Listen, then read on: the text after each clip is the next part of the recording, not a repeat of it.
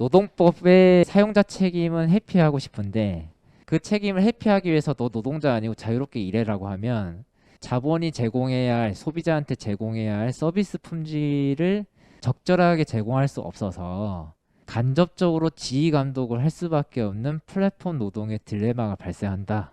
이것이 노동에서 보이는 플랫폼 노동의 모순이고요. 산업 자본의 입장에서 보면은 얘네들이 금융적 이익을 실현해야 되는데 그러려면 데이터를 계속 수집해야 되고 교차 보조금을 쏟아부어야 됩니다. 투자금을 계속해서 받지 못하는 순간 이 플랫폼 자본은 투자를 더 못하니까, 데이터 수집 못하니까, 이게 과연 지속 가능한 자본이냐.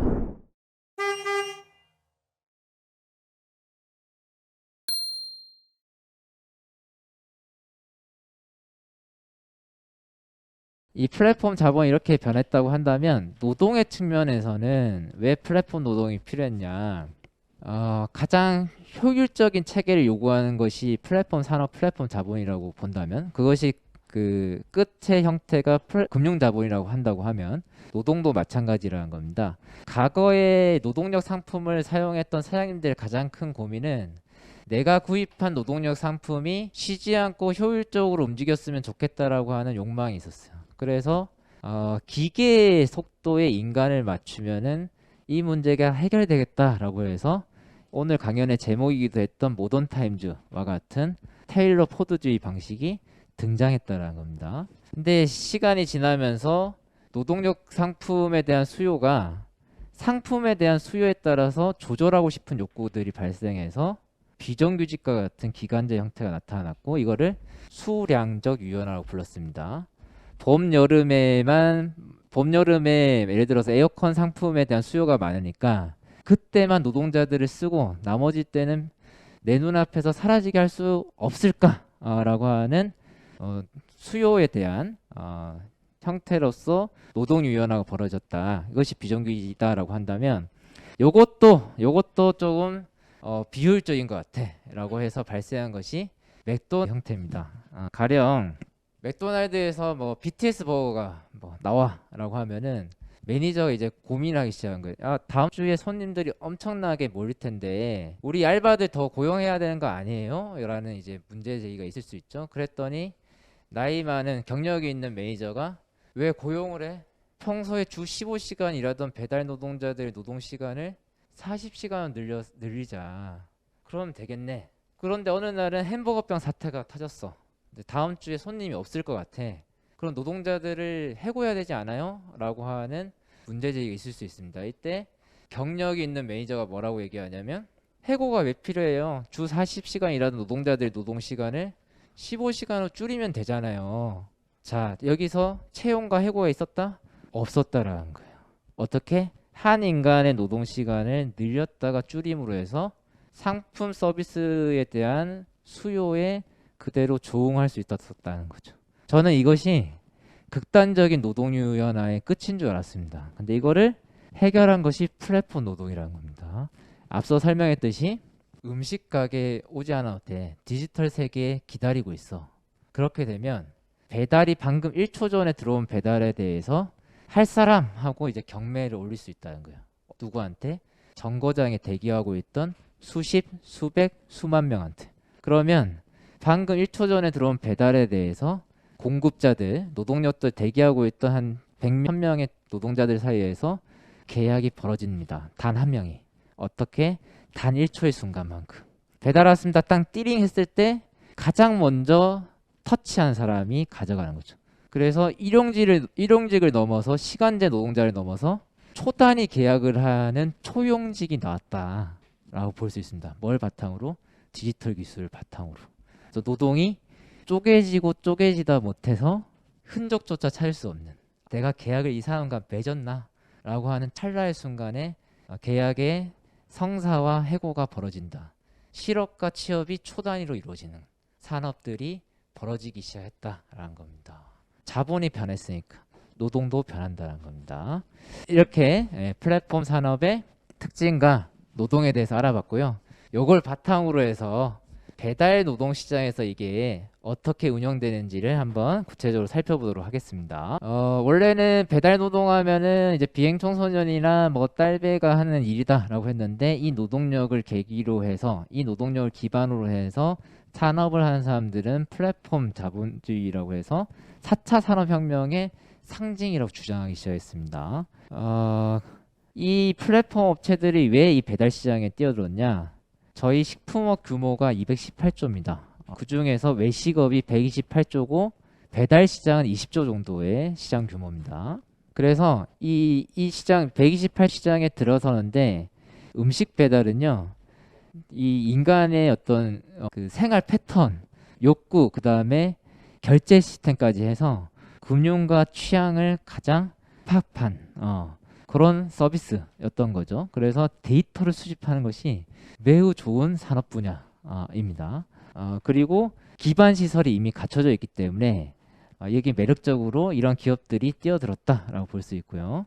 요거에 대해서 라이더 유니온이 탄생해서 얘네들 혁신 아니야, 어떻게 돈을 버는지 우리가 문제를 하나하나 지적해 줄게 라고 해서 저희가 하나하나 찝은 것들이 앞서 말씀드린 것들입니다.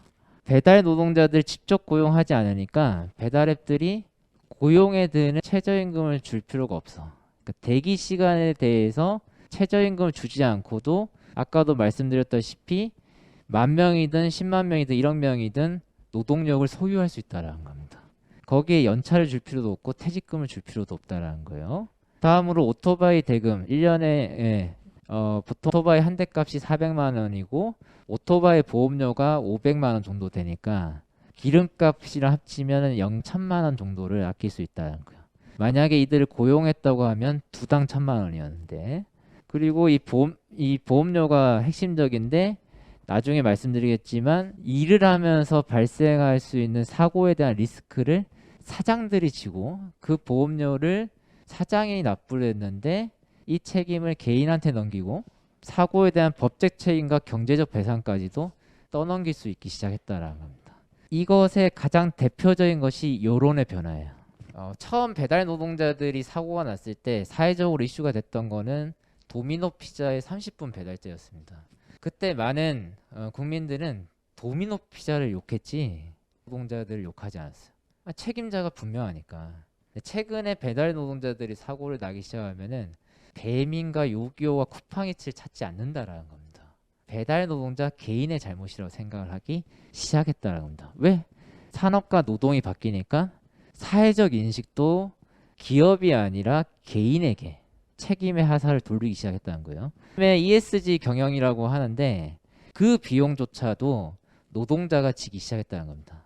배달 산업에서 발생하는 교통체증과 소음과 도로에서의 사건 사고들에 대한 책임을 더 이상 기업이 책임지지 않는다는 거죠. 그래서 저기서 빠진 게 있다고 하면은 사회 정서적 책임 역시, 윤리적 책임 역시도 일하는 개인에게 전가되기 시작했다라는 겁니다. 그리고 대외적으로는 우린 4차 산업혁명 IT 기업이야 라고 주장할 수 있는 거죠. 배달 기업이 아니야. 그래서 이 위험 교통사고 사고 건수는 계속 오르는 거고, 흥미로운 통계가 가게 소속 오토바이의 사고율과 배달 대행 오토바이 사고율이 수십 배 차이 난다는 겁니다. 가게 소속 직고용 라이더, 시급제를 받는 라이더들의 사고율은 30.2%인데 배달 대행, 플랫폼 형태의 배달 대행 노동자들 사고율은 212.9%. 1년에 2번 이상은 사고 난다라는 거예요. 고용 형태와 안전이 연결되어 있다라는 겁니다. 그래서 보험회사가 위험을 매겼는데 라이더들이 이제 가입해야 할 보험이 유상운송보험이라고 영업용 보험인데 이 보험료가 800에서 1,000만 원 정도다라는 연간. 근데 가게 소속 그 라이더들을 위해서 사장님들이 드는 보험이 비유상 보험이라고 하거든요. 이게 연간 한 150에서 200 정도 합니다. 보험회사가 하는 게 뭐죠? 위험의 가격을 매기는 겁니다. 네가 죽을 확률에 가격을 매기는 것이 생명보험이라고 하면 자동차 보험은 네가 사고 날 확률의 가격을 매기는 거거든요.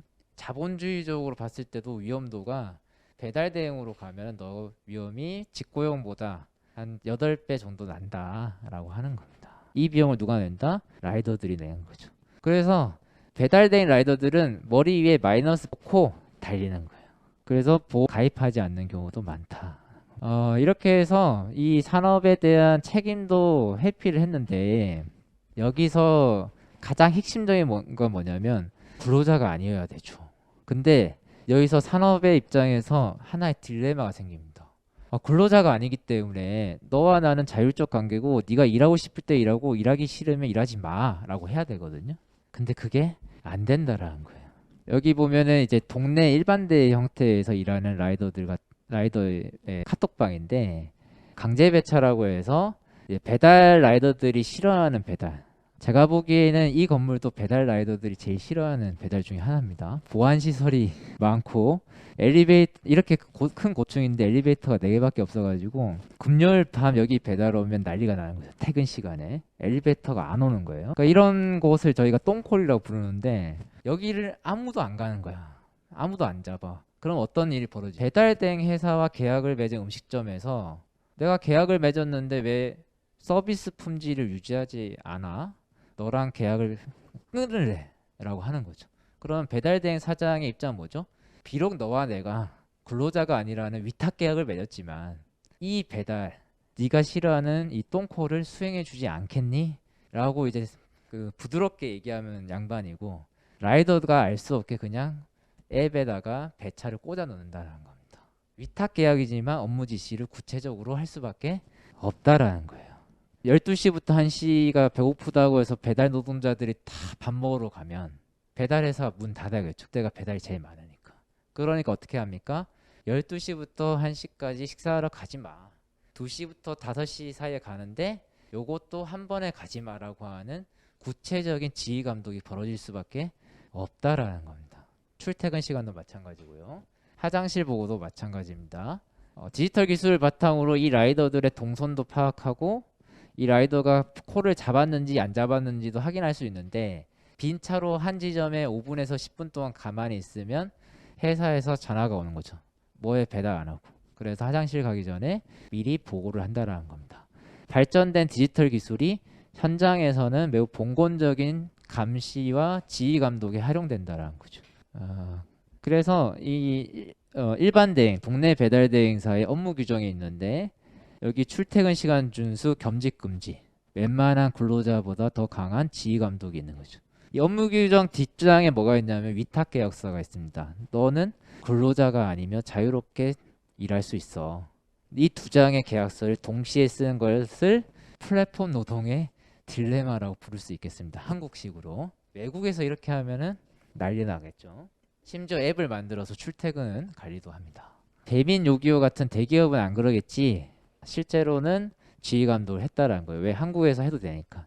꾸면 231명에 있는 라이더들이 있는 단체방에 지각하거나 근무지를 이탈하면 배달 한 건당 300원의 벌금을 매길게 라고 해서 매니저가 당당하게 공지를 하는 거죠. 심지어 계약서까지 있었습니다. 이게 2019년 12월까지 있었고 라이더 유니온이 이걸 발견해서 문제 제기해서 이 계약서를 다 폐기시켰습니다. 19년 12월까지 할 수 있었다는 건 뭐냐면 배민 회사가 자신감이 있었던 거예요. 한국의 배달 노동자한테 이렇게 해도 아무 문제가 없을 거야 라고. 그랬더니 알고리즘이라는 게 나왔습니다. 그래서 제가 라이더 유니온이 잘한 짓인지 모르겠다 라는 고민이 들어요. 이렇게 카톡이나 라인이나 이런 거 직접적 증거를 남기니까 안 돼. 그래서 간접적으로 외국에 하듯이 간접적 지휘 감독을 하기 시작한 겁니다.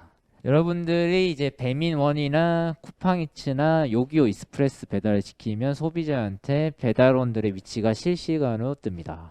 제가 이제 쿠팡이츠 하다가 오토바이에 기름이 떨어져 가지고 주유소에서 기름을 넣고 배달을 하러 가는데 손님 집에 들어갈 때쯤에 쿠팡에서 전화가 왔어요. 손님한테 연락이 왔는데 라이더님 여기 위치는 어디입니까? 지금 위치는. 만약에 쿠팡이츠가 나한테 지금 어디냐라고 했으면 제가 문제 제기를 했겠죠. 치는 교묘하게 이렇게 얘기하는 겁니다. 손님이 컴플레인을 해서 전달해 주는 거다라는 거예요. 뭐죠? 여기서 손님 무슨 역할을 한 거죠? 노무 관리를 하는 매니저의 역할을 한 겁니다. 발달된 디지털 기술 발전을 통해서 간접적으로 라이더들이 빠르게 배달할 수 있도록 관리 감독하는 겁니다. 그 다음에 평점 및 등급 제도인데 자유롭게 너 거절하고 자유롭게 배달할 수 있어 이렇게 하면은 아까도 말씀드렸다시피 똥콜 처리를 못하니까 AI 배차를 많이 거절하면 페널티가 있어. 어떤 페널티? 과도한 거절을 하면 배차를 찾아드리는데 지연이 발생할 수 있음을 알려드립니다. 요거 뜨면은 15분간 배차가 안 옵니다. 라이더들한테. 아까 플랫폼 노동 어떤 일이라고 했죠? 초용직이라고 했죠. 15분간 해고 실업 상태에 빠지는 겁니다. 그러면 자신 있게 거절할 수 있습니까? 거절하지 못한다라는 거예요. 이 페널티 제도는 근로자한테 하는 근로 감독이냐, 지휘 감독이냐, 요게 우리들의 논쟁거리고 전 세계 논쟁거리 중에 하나다라고 볼 수 있겠습니다. 요거는 쿠팡이츠의 평점 화면입니다. 그래서 빨간색이 되면은 업무가 위탁되지 않을 수 있다라고 하는 경고가 뜨는 겁니다. 요거는 배민의 평점 화면이고요.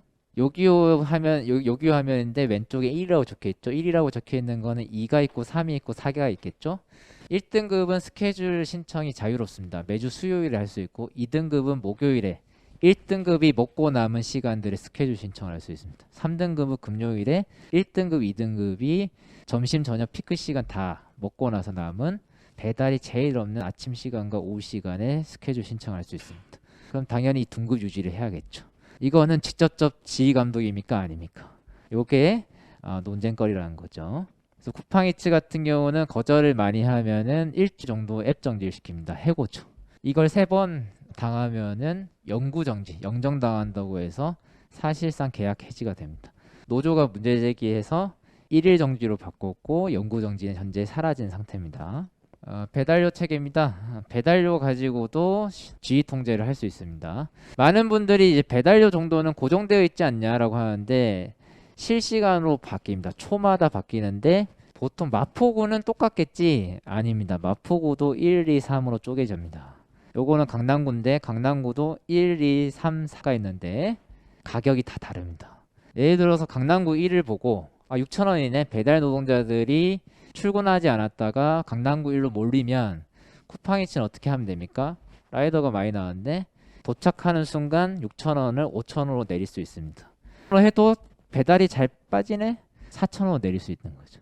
그래서 강남구 1로 강제 출근은 아니지만 라이더들을 모을 수 있다라는 거예요. 근데 강남구 2로는 아무도 안 가네? 그러면 강남구 1로 몰려든 라이더 중에 한 명한테 강남구 2 배달을 시킬 수 있죠. 누가? AI가.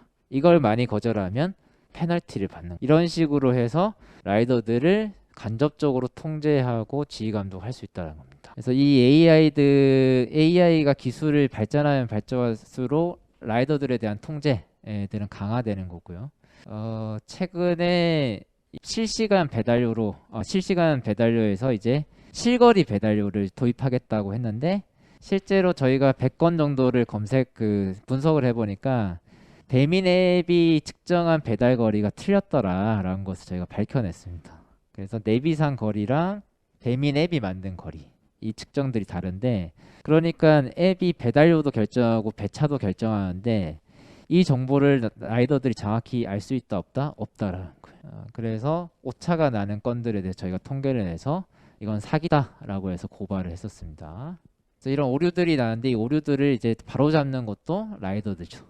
그 라이더들이 데이터를 업그레이드해서 앱을 개선하면 개선할수록 라이더들을 통제하는 AI는 발전하는 겁니다. 예전에 막스가 노동의 소외 이런 얘기 했잖아요. 내가 일하면 일할수록 거대한 자본이 날 통제한다. 내가 데이터를 빠르게 개선시키면 시킬수록 나를 통제하는 AI는 발전하는 겁니다. 요 모순들이 21세기 방식으로 진행되고 있다. 자, 아까는 되게 봉건적 방식이죠. 출근해 뭐 욕을 하고 뭐 너 지금 뭐 하니? 문제 제기하니까 알고리즘이 도입해서 간접적 기술 발전 바탕으로 통제를 하기 시작했다는 거예요. 본질은 같다. 제가 주어진 시간이 다인 것 같습니다. 그래서 AI가 아까 말씀드렸던 봉건적 방식이 곤존한다 배달 시장에서. 그런데 요것에 봉착한 문제적 본질은 같다. 위탁 계약으로 해서 노동법의 사용자 책임은 회피하고 싶은데 그 책임을 회피하기 위해서 너 노동자 아니고 자유롭게 일해라고 하면 자본이 제공해야 할 소비자한테 제공해야 할 서비스 품질을 적절하게 제공할 수 없어서 간접적으로 지휘 감독을 할 수밖에 없는 플랫폼 노동의 딜레마가 발생한다. 이것이 노동에서 보이는 플랫폼 노동의 모순이고요. 산업 자본의 입장에서 보면은 얘네들이 금융적 이익을 실현해야 되는데 그러려면 데이터를 계속 수집해야 되고 교차 보조금을 쏟아부어야 됩니다. 투자금을 계속해서 받지 못하는 순간 이 플랫폼 자본은 투자를 더 못하니까, 데이터 수집 못하니까. 이게 과연 지속 가능한 자본이냐. 요 두 가지 문제, 노동과 산업의 지속 가능성 문제가 지금 플랫폼 자본이 봉착한 문제다라는 거고요. 여기에 더불어서 이게 금융시장과 연결되어 있다 말씀드렸잖아요. 대부분 플랫폼 회사가 성장했던 계기가 2008년 금융위기 이후입니다. 그러니까 제로금리로 돈을 찍어냈을 때 이 자금들이 투자처를 찾다가 벤처 캐피털에 대해서 벤처기업이 투자했다는 거예요. 자, 코로나 때 유동자금이 풀렸죠. 그래서 코로나 때 플랫폼 자본들이 막 성장하는 것 같았어. 근데 다시 금리를 올려서 자금을 해소하고 있는 상황입니다. 그러면 이제 세계적인 뭐 금융위기, 산업위기를 얘기하는데 이 자본들이 어떻게 움직일 것인가? 이거는 어떤 것과 문제 연결되어 있냐면 코로나19 때 실업 문제를 완충했던 것이 플랫폼 노동입니다. 플랫폼 노동이 없었으면 실업자들이 갈 데가 없었을 거예요. 그러면 이 금융의 충격이 플랫폼 일자리까지 만약에 간다고 하면 이 일자리 문제는 또 어떻게 할 것이냐. 그리고 과연 이 플랫폼 일자리가 괜찮은 일자리냐. 이런 문제들이 다 연결되어 있다라는 거고 이 문제를 우리가 어떻게 바라보고 해결책을 찾을 것인가에 따라서 산업의 미래 그리고 노동의 미래가 달라질 것이다. 그래서 요거를 배달만의 문제는 아니고 전체적인 산업과 노동의 문제로 접근해야 된다라는 말씀을 드리면서 마치도록 하겠습니다. 고맙습니다.